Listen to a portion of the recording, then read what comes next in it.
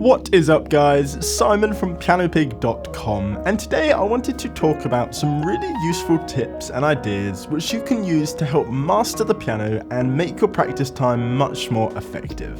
These three concepts are things I constantly find myself telling my students and members of the PianoPig Academy, and I think if you really take the time to apply these ideas to your practice, you will notice a huge difference in your playing.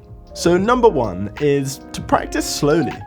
This is without a doubt the most important thing you should incorporate into your practice.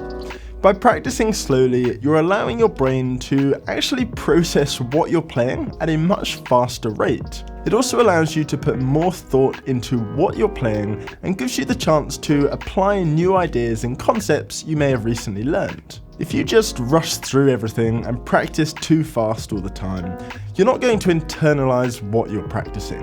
You're not going to have any time to think about how you might apply new ideas, and you're just going to end up resorting to instincts, and that can really hinder your progress. This applies to everything, from scales to improvisation to learning new jazz standards. There's just no such thing as practicing too slowly, even if it sounds absolutely ridiculous. The slower you practice, the faster you will improve, and the faster you'll be able to play. Moving on to number two, and just before we do, I just wanted to say, if you find these sorts of practice tips useful, I actually have a full course on how to practice productively inside the PianoPig Academy. So come and join us, become a PianoPig member, and get access to that course along with so much more awesome stuff. So tip number two is all about isolation. This is one of the most useful practice methods I know of, and it can also be very easy to avoid and skip over. So what do I mean by isolation? Well, you basically want to be isolating your problem areas, your weaknesses, and you should be practicing these areas over and over again until they are no longer a problem. For example, if you always struggle with the B section of a new tune, you should isolate that section, slow it down, and practice it over and over again.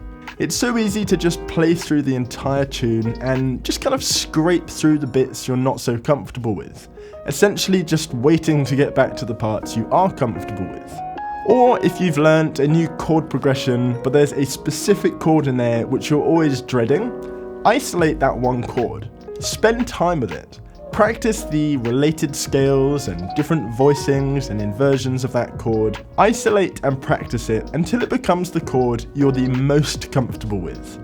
By isolating these problem areas and focusing on what we find most difficult, we're going to be working on the things that need to be worked on the most, and this will come through in all areas of your playing, and you will see a massive progress. Finally, moving on to tip number three, I want to talk about comparisons. Now, this is more of a mindset shift rather than something you can directly apply to your practice, but it's just as important. One of the biggest reasons people give up playing the piano, or any instrument for that matter, is because they are constantly comparing themselves to players who are much further along their journey. This is so important to understand because I get so sad when I hear people say stuff like, "I'll never be as good as Bill Evans or Corey Henry or whatever. What's the point? I may as well give up." And this way of thinking is just so ridiculous. Guys like that have been playing for a long time, and they are just simply further along their journey.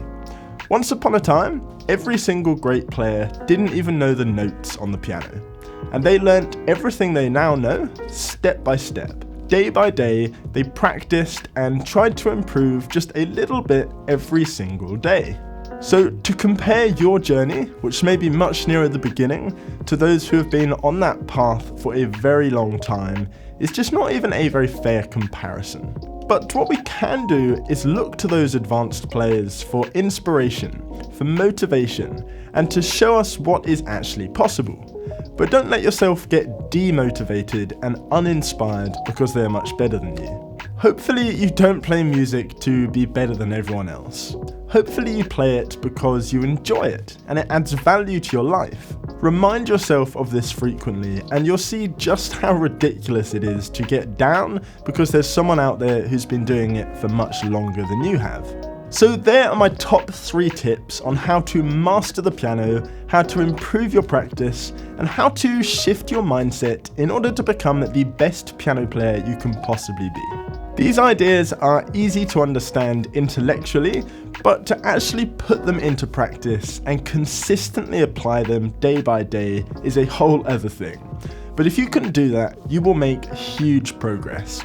So I hope you found this video useful. If you did, make sure to smash that like button, subscribe to the channel, and I will see you next time.